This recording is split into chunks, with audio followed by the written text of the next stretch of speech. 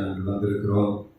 இந்த ஓய்வு நாளில் இவர்களோடு பேசும்படியாக உங்களுடைய கரங்களை எங்களை தாழ்த்துகிறோம். உங்களுடைய பிள்ளைகளால் பேசுகிறது நான் இல்லை, ஆவியானவரை பேசுவீராக.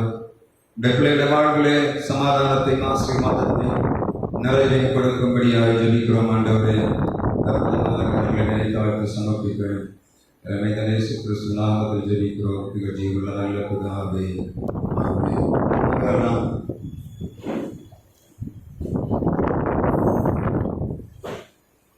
நம்முடைய பிதாவாகிய தேவனாலும் குமாரனாகிய இயேசு கிறிஸ்துவினாலும் உங்களுக்கு கிருபையும் சமாதானமும் உண்டாவதாக. இந்த ஓய்வு நாளிலும் ஆண்டவருடைய திருமுகத்தை நாம் வந்து அவருடைய பாதத்திலே உட்கார்ந்திருக்கும்படியாய் ஆண்டவர் நல்ல சாக்கியத்துக்காக நான் அவருக்கு நன்றி செலுத்துகிறேன்.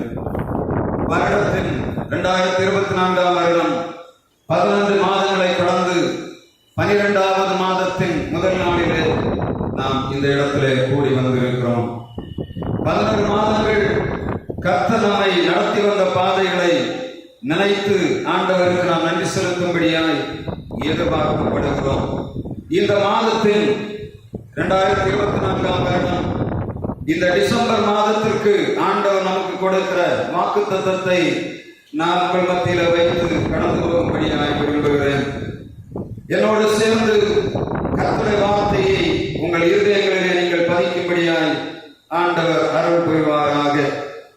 இந்த மாதத்திற்கு ஆண்டவர் நமக்கு தந்திருக்கிற ஒரு வாக்குத்தத்தம், நம்முடன் இருக்கிற ஆண்டவர் இதுவரையிலும் நம்மை நடத்தி வந்தார், நம்முடன் இருந்தார், இப்பொழுதும் இருக்கிறார், இன்னும் இருப்பார்.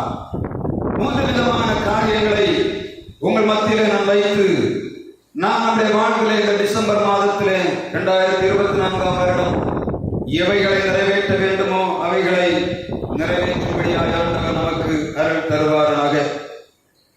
உடன் இருக்கும் உன்னதர் எப்படி முதலாவதாக இருந்தார்? He was with us to protect. அவர் நம்மோடு இருந்தார். எதற்காக? நம்மை பாதுகாப்பதற்காக.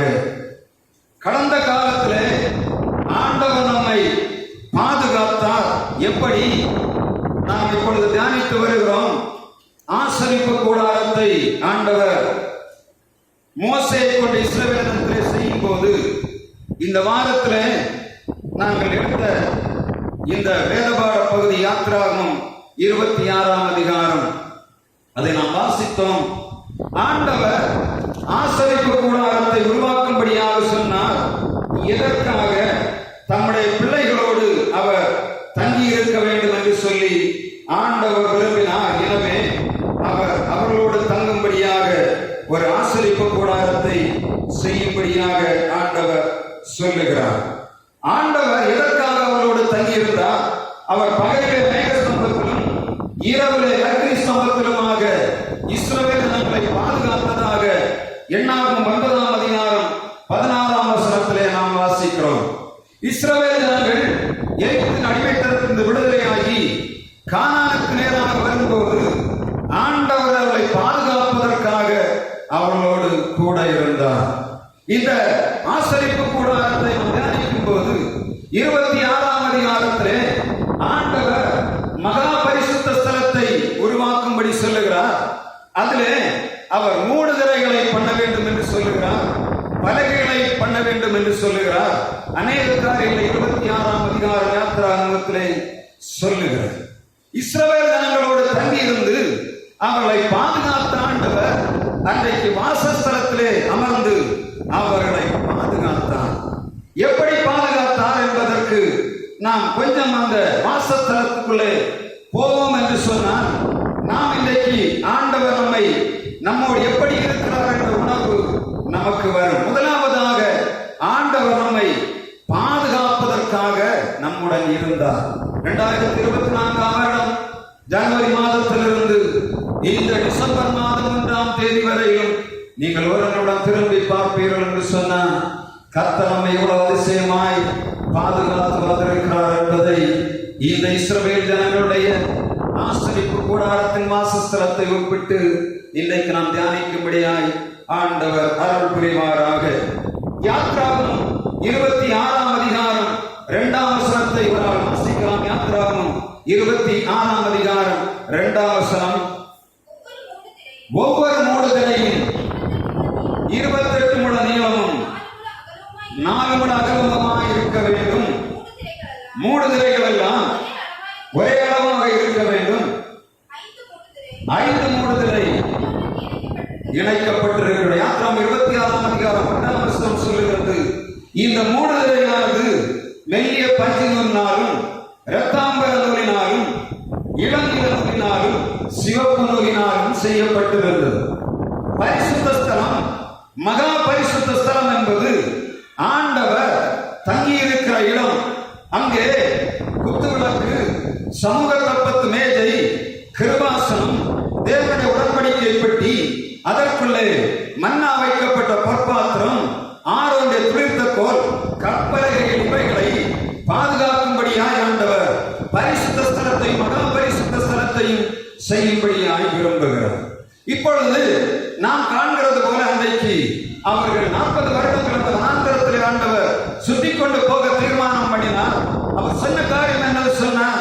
கடின இருதயமாய் இந்த ஜனங்கள் கீழ்ப்படியாதபடியினாலே 11 நாட்கள் பிரயாண தூரத்தை 40 வருடங்களாய் வனாந்தரத்திலே கடக்கும்படியாய் ஆண்டவர் சுற்றிக் கொண்டே வருகிறார்.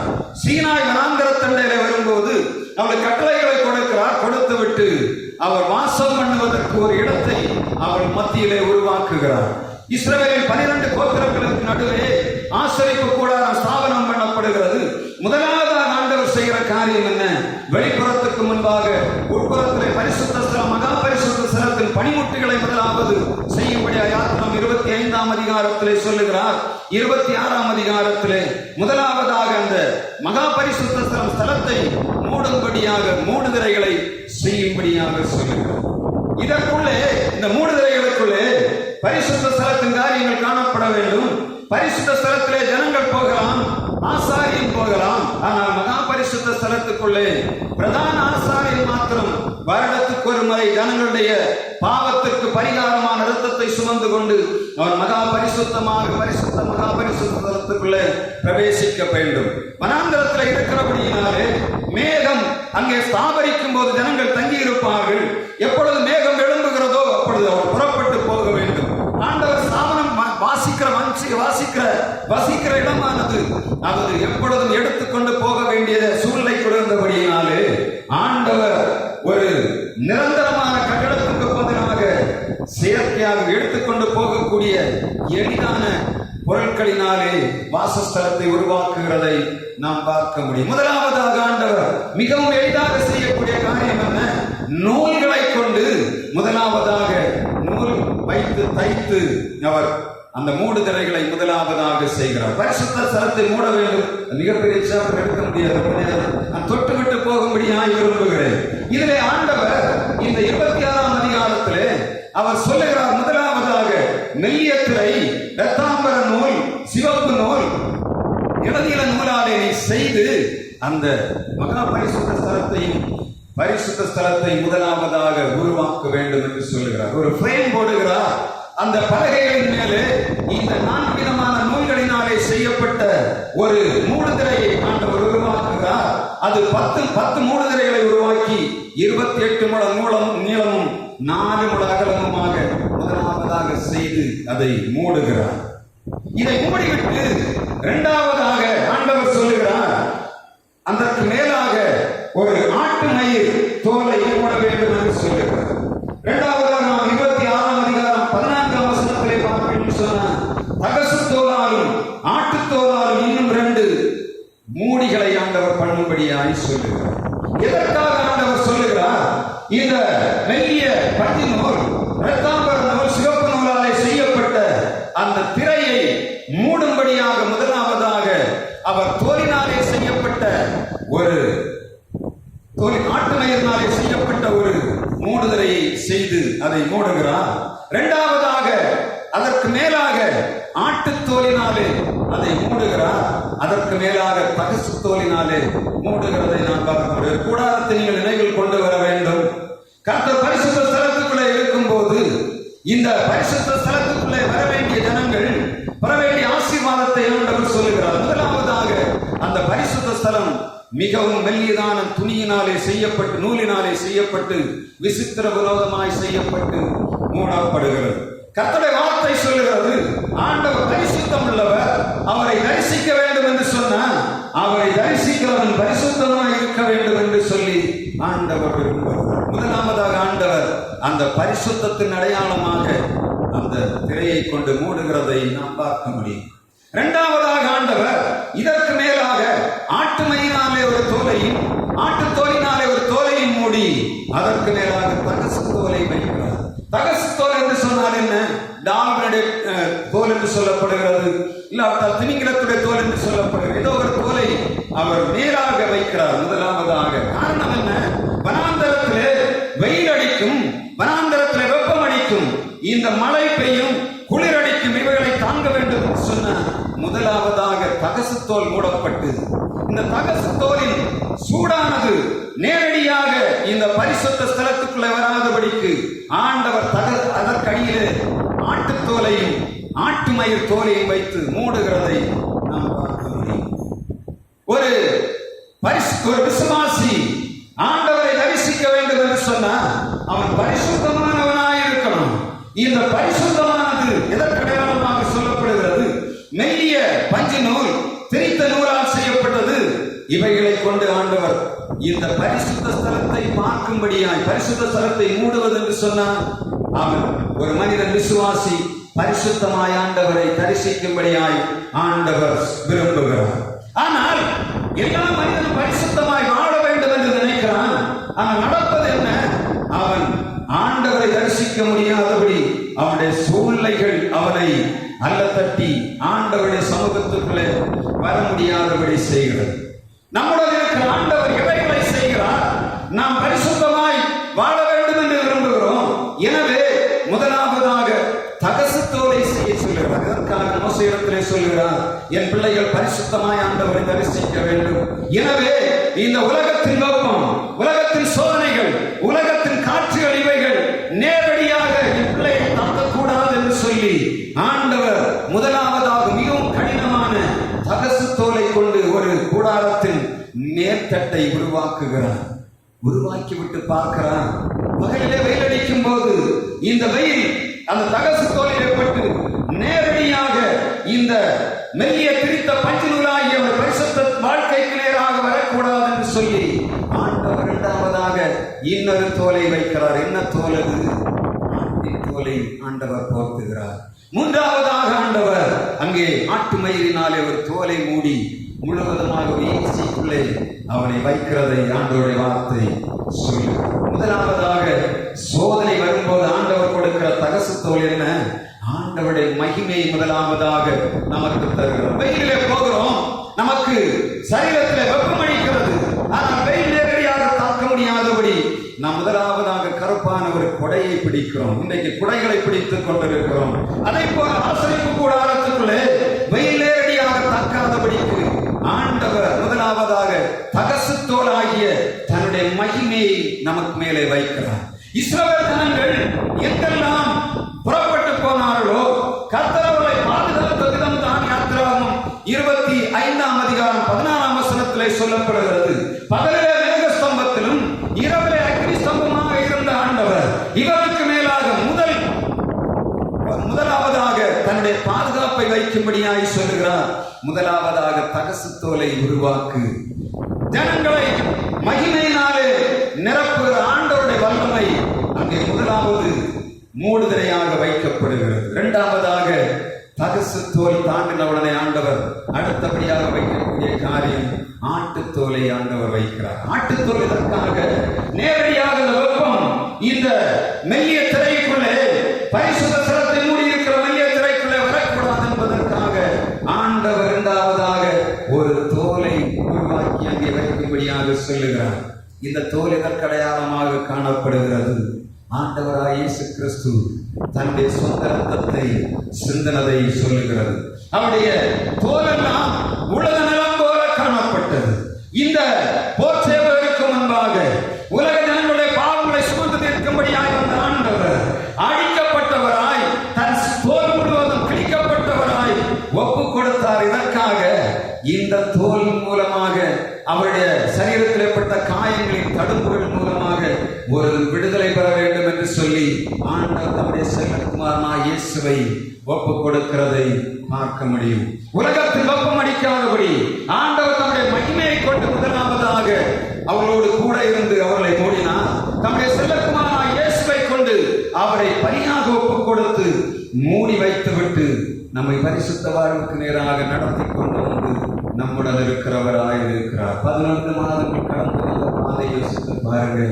எவ்வளவு வெப்பம், எவ்வளவு உஷ்ணம், எவ்வளவு தாங்க முடியாத பாடங்கள், எவ்வளவு நிந்தைகள், எவ்வளவு அவமானங்கள், எவ்வளவு பரியாசங்கள், இவைகள் ஒன்றும் உங்களை தொடாதபடி எவ்வளவு அருமையாய் ஆண்டவர் நம்முடன் இருந்து நடத்தி வந்திருக்கிறார். கடந்த காலத்தை சிந்திச்சு பார்த்தீங்கன்னா, ஒரு நிமிஷம் யோசித்து பார்த்தீங்கன்னா, நீங்க ஆண்டவருக்கு நன்றி செலுத்தாம இருக்க முடியாது.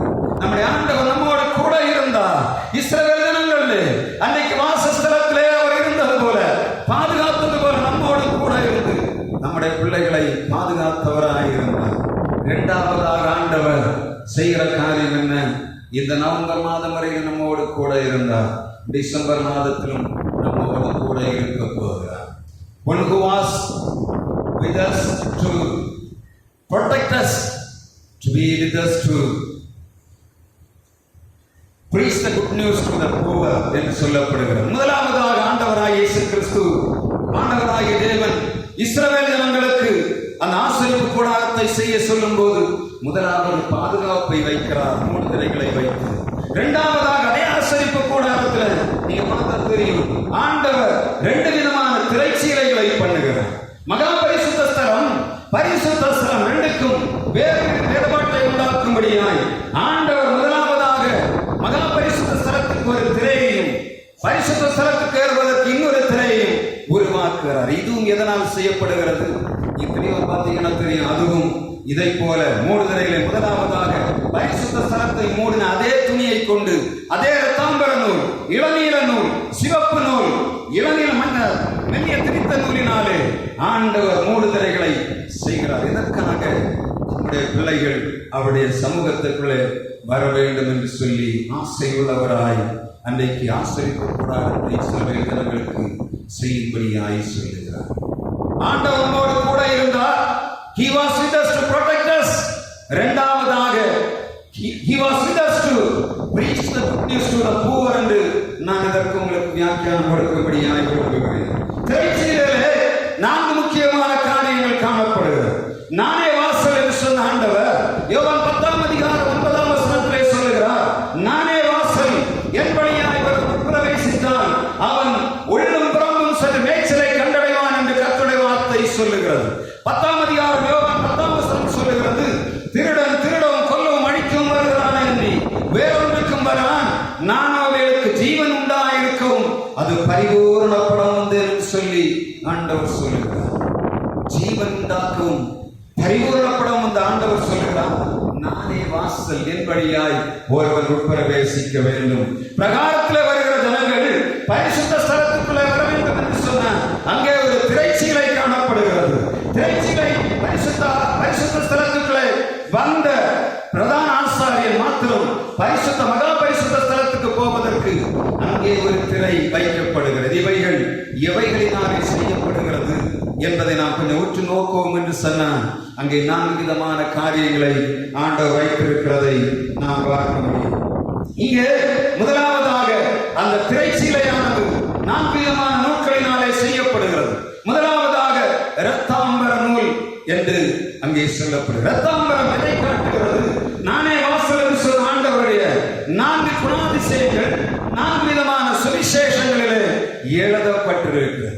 ஒரு பாவி பரிசுத்த ஸ்தலத்துக்கு வர வேண்டும் என்று சொன்னார், ஆசரிப்பு கூடாரம் வாசஸ்தலத்துக்கு வர வேண்டும் என்று சொன்னார், ஆண்டவருடைய 4 விதமான குணாதிசயங்கள் அந்த திரைச்சீலையிலே வெளிப்படுகிறதை நாம் பார்க்க முடியும்.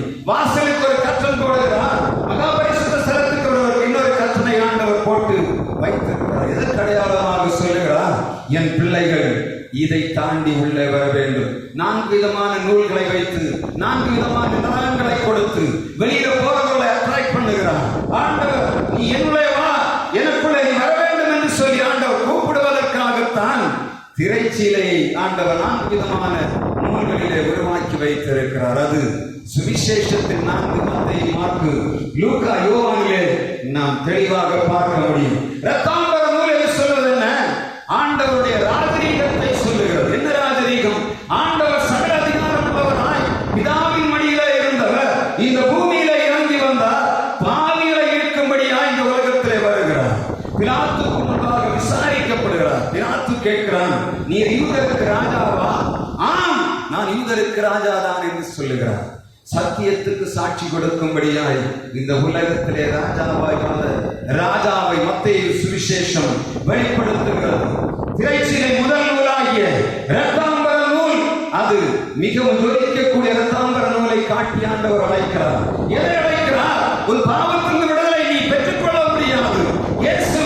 இயேசுவாகிய நான் சகல அதிகாரம் உள்ளவர், சகல பாவிகளை விடுதலையாக்க வல்லமை உள்ளவர், சகல அதிகாரம் உள்ளவரை காட்டும்படியாக இரத்தாம்பர நூலாக நம்முடைய ஆண்டவர் வெளிப்படுகிறதை காண முடியும். ராஜரீகத்தை லூக்கா நாம் 9ஆம் அதிகாரம் 16ஆம் வசனத்திலே பார்க்கிறோம். அதை போல மத்தேயு 26ஆம் அதிகாரத்திலே இயேசு தன்னுடைய ராஜரீகத்தை வெளிப்படுத்துகிறார். இரண்டாவது நூல் என்ன? அது இளநீர் நூலாலே செய்யப்படுகிறது. இது எதை குறிக்கிறது? இளநீர் நூல் சொன்னால் என்ன? நீங்க நீலம் என்று சொல்லுவதற்கு பார்த்தீங்கன்னா, நான் சிங்கப்பூர்ல பணியெடுத்து வேலை செய்து கொண்டிருக்கும் போது மேக்சிமம் எல்லா கம்பெனிகளிலும் வேலைக்காரர்கள் கொடுக்கப்படக்கூடிய ஒரு ட்ரெஸ் பார்த்தீங்கன்னா, தாங்கள் போட்டிருக்கிற மாதிரி இளநீளமான உடையைத்தான் அவர்கள் கொடுப்பார்கள். எதற்காக இளநீலனை கொடுக்கிறார்கள்? அவர்கள் வேலை செய்கிறவர்கள் மற்றவர்களுக்கு ஒரு வித்தியாசத்தை காண்பிக்கும்படியாக இளநீல நூலினாலே அவர்களுக்கு ஒரு யூனிஃபார்மை கொடுக்கிறதை நாம் பார்க்க முடியும். நம்முடைய ஆண்டவராய் இயேசு கிறிஸ்து லூக்கா சுவிசேஷத்திலே மனுஷகுமாரனாக வெளிப்படுகிறார். எப்படி? இந்த உலகத்திலே வாழ்கிற நாட்களிலே அவர் எல்லா ஜனங்களோடு சுற்றி நடந்தார். தன்னுடைய மனுஷியத்தை வெளிப்படுத்துகிறார். அவருக்கு பசி இருந்தது, அவருக்கு உறக்கம் இருந்தது, அவருக்கு ஓய்வு தேவைப்பட்டது, அவருக்கு எல்லா காரியமும் மனிதனை போல தேவைப்பட்டது. ஆண்டவர் பரத்திலிருந்து இறங்கி வந்தார். உலகத்திலே அவர் வாழ்கிற நாட்களே மனுஷகுமாரனாக அவர் வெளிப்பட்டதை இந்த இளநீர் நூல் சொல்லுகிறது. ஆண்டவர் சொல்லுகிறார், மனுஷகுமாரன் ஊழியம் செய்யும் கொள்ளும்படி வராமல் ஊழியம் செய்யும்படிக்கு வந்தார் என்று வேதம் சொல்கிறார். ஊழியக்காரனாய் இந்த உலகத்திலே சுற்றி நடந்தார். சகல பிரியாமை விடுதலை ஆக்கி எதற்காக செய்தார்? ஆண்டவர் அவர் பிரதான ஆசாரியனானவர், அவர் எஜமானாயிருந்தார். இயேசு இந்த உலகத்திலே மனுஷகுமாரனாய் வந்து ஊழியம் செய்கிறதை இந்த இளநீல நூல் நமக்கு சுட்டி காட்டுகிறது. இயேசுவை அவர் நம்மோடு கூட இருக்கிறார் என்று, அவர் இரண்டாவது நம்மோடு இருக்கிறார் என்று அறிவிப்பது எப்படி? நாம் அவருடைய சுவிசேஷத்தை அறிவிக்கிறவர்களாய் மாற வேண்டும் என்பதற்காகத்தான் ஆண்டவர் நம்மோடு கூட இருக்கிறார். முதலாவதாக இஸ்ரவேலை பாதுகாப்பதற்காக இருந்தார். இரண்டாவதாக to preach the good news, நம்முடைய ஆண்டவருடைய சுவிசேஷத்தை பிரச்சாரப்படுத்தும்படியாக முதலாவதாக அவர் பாதுகாப்பதற்காக இருந்தார். இரண்டாவதாக பறைசாற்றும்படியாய், சுவிசேஷத்தை பறைசாற்றும்படியாய் அவர் நம்மோடு கூட இருக்கிறார். அவர் இருந்தது எதற்காக?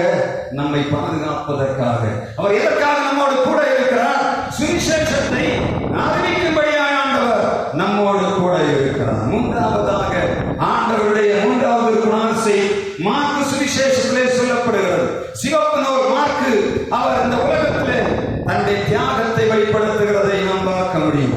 இயேசு அறையப்படுவதற்கு சிலுவையில் முன்பாக விசாரிக்கப்படுகிறார். தலையிலே முள்முடி சூடினவராய், சிவப்பங்கி தரித்தவராய் நடந்து வருகிறதை நாம் பார்க்க முடியும்.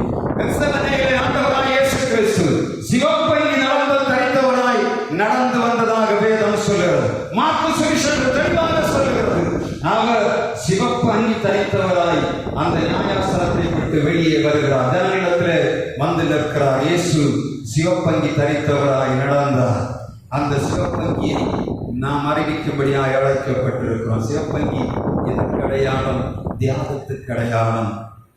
இளநீல நூல் எதற்கு அடையாளம்? ஊழியத்துக்கு அடையாளம். இரத்தாம்பர நூல் எதற்கு அடையாளம்? அவருடைய ராஜரீகத்துக்கு அடையாளம்.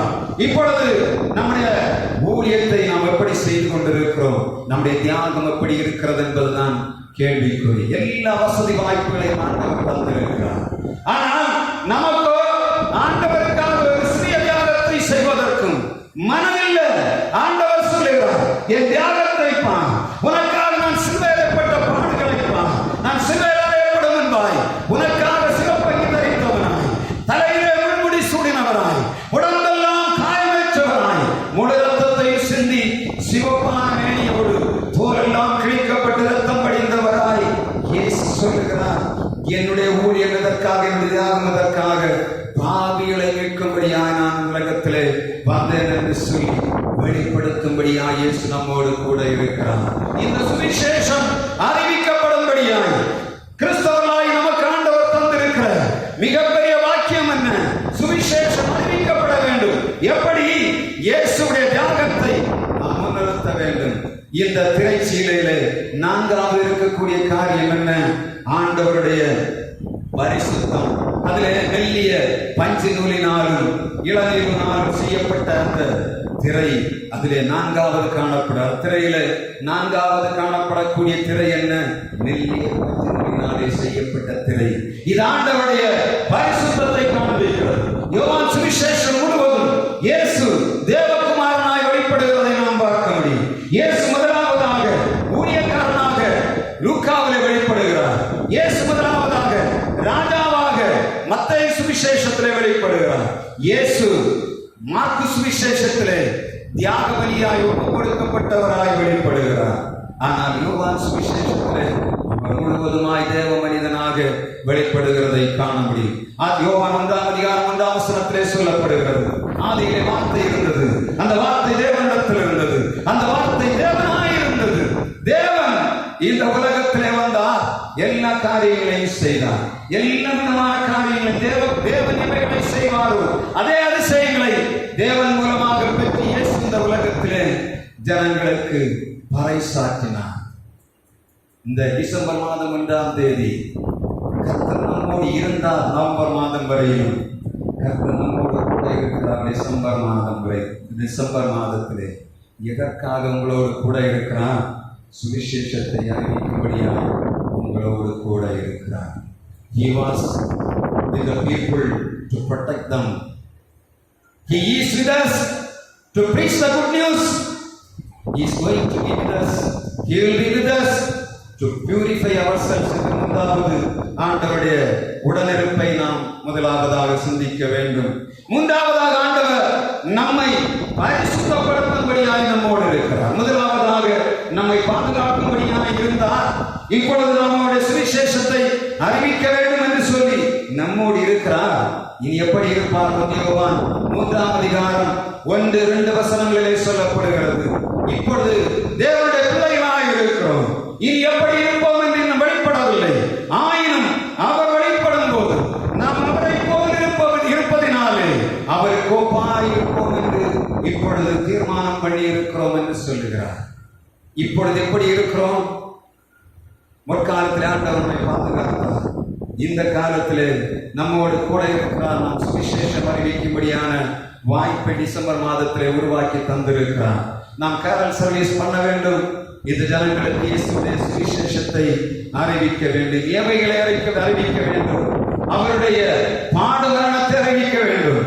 அவருடைய ஆதரீகத்தை அறிவிக்க வேண்டும். அவருடைய ஊழியத்தை அறிவிக்க வேண்டும். அவருடைய பரிசுத்தத்தை நாம் அறிவிக்க வேண்டும். மூன்றாவதாக ஆண்டவர் நம்மோடு கூட இருப்பார். எதற்காக? நம்மை பரிபூரணப்படுத்தும்படியாக நம்மோடு கூட இருக்கிறார். எபிரேயர் 9ஆம் அதிகாரத்திலே நாம் அதை நாம் வாசித்தோம். பழைய கூடாரமானது நிழலாக இருந்தது. அது இஸ்ரவேல் ஜனங்கள் கானான் தேசத்துக்கு போவதற்கு ஆயத்தமாக உருவாக்கப்பட்டது. புதிய உடன்படிக்கையாய் இயேசு கிறிஸ்துவினாலே அவர் ஜீவனை விட்டு அந்த திரைச்சீலைக்குள்ளே மகா பரிசுத்த ஸ்தலத்துக்குள்ளே மனிதர்கள் பிரவேசிக்கும்படியான வாய்ப்பை உருவாக்கினார். எல்லா மனிதர்களும் பரிசுத்த ஸ்தலம் வரையிலும் வர முடியும்.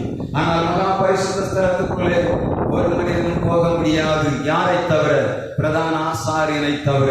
பிரதான ஆசாரியன் வருடத்துக்கு ஒரு முறைதான் மகா பரிசுத்த ஸ்தலத்துக்குள்ளே போக முடியும். எப்படி போக முடியும்? ஜனங்களுடைய பாவத்தினாலே அழிக்கப்பட்ட நாட்டின் ரத்தத்தை ஆகிலும் பரிமிருகத்தை ரத்தத்தை ஆகிலும் எடுத்துக்கொண்டு மகா பரிசுத்த ஸ்தலத்துக்குள்ளே போக வேண்டும். இயேசுவும் தம்முடைய பிள்ளைகளை மீட்கும்படியாய் ஒரு தரம் பலியிடப்பட்டார்.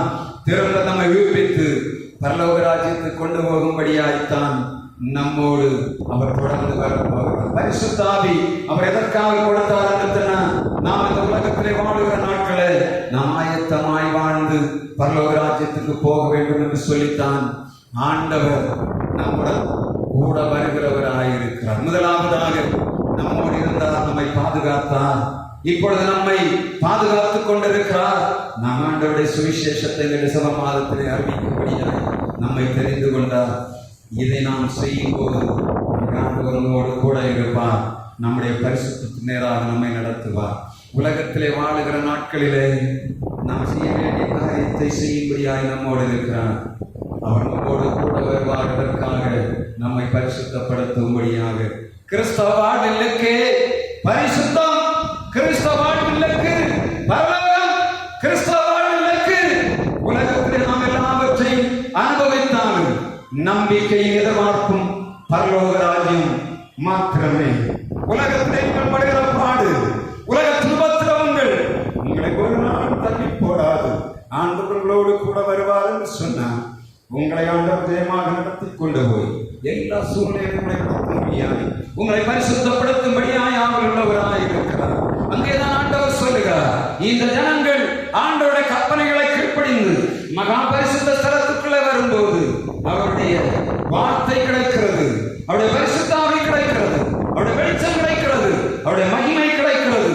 அதன் மூலமாய் ஜனங்களுடைய வாழ்க்கை பரிசுத்தத்துக்கு நேராக கடந்து போகிறது. கடந்த நாட்களிலே நான் வீட்டில் உட்கார்ந்து வாட்ஸ்அப்ல ஒரு செய்தி வந்தது.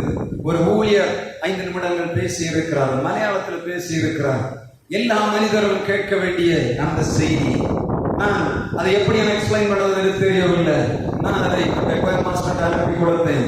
ஒரு 5 நிமிடங்கள் அதை போடுவார். வாழ்வில் இலக்கு என்ன என்பதை நாம் கேட்போம். அதை முடித்த பின்பாக கிடந்து நின்று ஒரு பாடலை பாடும்போது ஆண்டவருக்கு என்று காணிக்கை செலுத்த வேண்டும். இந்த காணொலியை இங்கே கண்டிப்பாக கேட்கணும். உலகத்திலே நாம் எதற்காக வாழ்ந்து கொண்டிருக்கிறோம் என்பதை அந்த ஊழியக்காரன் தன்னுடைய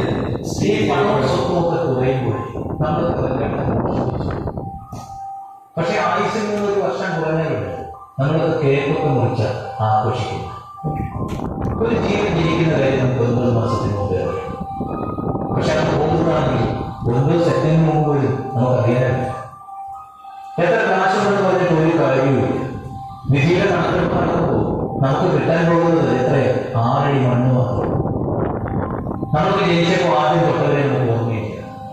അതുപോലെ തന്നെ അവസാനം തൊടുന്ന കഴിഞ്ഞതിലെയോ ഒന്നും നമുക്കറിയാനില്ല. ഈ ലോകത്ത് മനോഹരമാണെന്ന് തോന്നുന്നതൊക്കെ നമുക്കറിയാൻ മാത്രമാണ്. ഏതെങ്കിലും ഒരു പ്രഭാത ഉച്ച വരെ, ഏതെങ്കിലും ഒരു നട്ടുച്ച സന്ധ്യ വരെ, ഈ രാത്രിയുടെ കവലിൽ കുളിച്ചിരാത്ത ഏതെങ്കിലും ഒരു പിതാവിനും മാതാവിനും ജനനത്തിനും പ്രണയത്തിനും വിരഹത്തിനും വിവാഹത്തിനും സമ്പാദ്യത്തിനും സന്തോഷത്തിനും സങ്കടത്തിനും സംസാരത്തിനും നിരാശയ്ക്കും പഠനത്തിനും അറിവിനും ജീവനും വിശപ്പിനും മരുന്നിനും കർമ്മത്തിനും അധ്വാനത്തിനും സൗഹൃദത്തിനും ആകാശത്തിനും വെളുപ്പിനും കറുപ്പിനും മരണത്തിനും കല്ലറയ്ക്കും ഓർമ്മയ്ക്കും ഇതെല്ലാം കൂടിയുള്ള ജീവിതത്തിൽ 3 അക്ഷരമാണ്.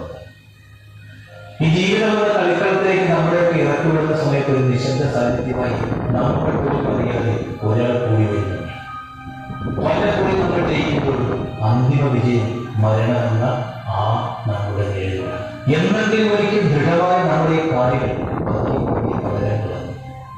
അവയവങ്ങളുടെ പ്രവർത്തനങ്ങളുടെ വേഗത മനസ്സെത്തുന്നിടത്ത് ശരീരം എത്താതെയിരിക്കും. ആശുപത്രിയുടെ മഞ്ഞ വെളിച്ചത്തിൽ കുറെ യന്ത്രങ്ങൾക്കിടയിൽ അപരിചിതമായ മുഖങ്ങൾക്കിടയിൽ ഒറ്റപ്പെട്ടു ഏറെ ഏകാന്തതനുഭവിച്ച് ഒന്നും ഉരിയാടാനാകാതെ മൗനം നമ്പരമാക്കി മരുന്നുകളോട് പ്രതികരിച്ചുമില്ലാതെ നിസ്സഹായനായി കിടക്കുന്ന ഒരു സമയം വരും. നേടിയെടുത്ത് വെട്ടിപ്പിടിച്ച് നമ്മുടെയൊക്കെ ഇണക്കങ്ങളും പിണക്കങ്ങളും എല്ലാം തീരുന്ന ആ ദിവസം. കൂടുതൽ ഒപ്പം ചേർത്ത് പിടിച്ച് പേടിക്കേണ്ട ഞാനില്ലേ എന്നൊക്കെ പറഞ്ഞത് എല്ലാവരുടെയും നമ്മളെ മുന്നിൽ കിടക്കും. മഴയോ വെയിലോ കാറ്റോ തണുപ്പോ ഒന്നും ഏൽക്കാതിരിക്കാൻ നമ്മൾ ചവിട്ടിയാണ് നമ്മുടെ മുകളിൽ വീഴുന്ന ഒരു ദിവസം. ഈ ഓട്ടങ്ങളെല്ലാം ഒന്ന് അവസാനിപ്പിച്ച് എല്ലാ തിരക്കിൽ നിന്നും അകലുന്ന ഒരു ദിവസം. ജന്മം തന്നവരുടെ വാത്സല്യം, കൂടത്തപ്പുകളുടെ സ്നേഹവും കൂട്ടുകാരുടെയൊക്കെ അനുഗ്രഹവും പങ്കാളിയുടെ കരുതലും മക്കളുടെയൊക്കെ കൗതുകങ്ങളും അയൽവക്കക്കാരന്റെ ആഭിമുഖ്യവും ഉപേക്ഷിച്ച് നാം പോകുന്ന ദിവസം. ശരീരത്തിന്റെ തടവറ ഭേദിച്ചുള്ള ജീവന്റെ പറക്കലാണ്. ഒരു നിമിഷത്തെ ഞെട്ടല, ഒരു മണിക്കൂറിലെ ആശങ്കയാണ്, ഒരു ദിവസത്തെ ദുഃഖം, ഒരു വർഷത്തെ ആചരണമാണ്, ഒടുവിൽ മറവിയിലേക്കുള്ള മടക്കമാണ്. നമ്മളൊക്കെ ഇങ്ങനെ കൂട്ടിയെടുത്ത മണ്ണിലേക്ക് നമ്മളെ തിരിച്ചേൽപ്പിക്കുന്ന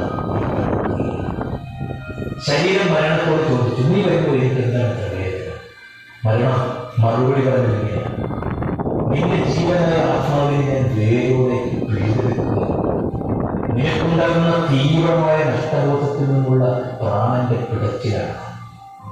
ഈ ശ്മശാനത്തിനൊക്കെ ഇത്ര പ്രശ്നങ്ങൾ വെട്ടിപ്പിടിച്ചവരെല്ലാം അതൊക്കെ അവസാനിപ്പിച്ച് ഉറങ്ങിക്കിടക്കുന്ന സ്ഥലമാണെന്ന് പറയാൻ ബാക്കി വെച്ചു പോയത്, വേദനിപ്പിച്ചു പോയത്, സങ്കടങ്ങളെയും സന്തോഷങ്ങളെയും ഒരുപോലെ ഹൃദയത്തിലേക്കിയവർ, സ്നേഹത്തിലൂടെയും വെറുപ്പിന്റെ സിദ്ധാന്തം മുറുകെ പിടിച്ചവർ, നിറവേറ്റാത്ത ആഗ്രഹങ്ങളുടെയും ബാക്കിയായ പ്രതീക്ഷകളുടെയും സ്വപ്നങ്ങളുടെയും എഴുതപ്പെടാത്ത പുസ്തകങ്ങളുടെയും ഇനിയും വാഴാത്ത പാട്ടുകളുടെയും കണ്ടെത്താത്ത കണ്ടുപിടുത്തങ്ങളുടെയും അടയാളമായി മീസാൻകല്ലുകൾ അവിടെ കുത്തിവെച്ചിരിക്കും. നമുക്ക് പ്രിയപ്പെട്ടവരുടെ ശേഷിപ്പുകളുടെ താൽക്കാലിക കലവറയാണ്. ഈ പ്രിയപ്പെട്ടവരുടെ കുഴിമാടങ്ങൾ നമ്മുടെ ഹൃദയാളത്തിൽ എവിടെയോ ഉണ്ട്. ആരുടെയെങ്കിലുമൊക്കെ ഓർമ്മയുടെ കവലിൽ നമ്മൾ ഉണർന്ന ഒരു കാലം വരും. ഉറ്റവരെ നഷ്ടപ്പെട്ടതിന് ശേഷം വീണ്ടുമുള്ള ഏകാന്തത അനിവാര്യമായ വിഷാദ ദശയാണ്. നിശബ്ദത തന്നെ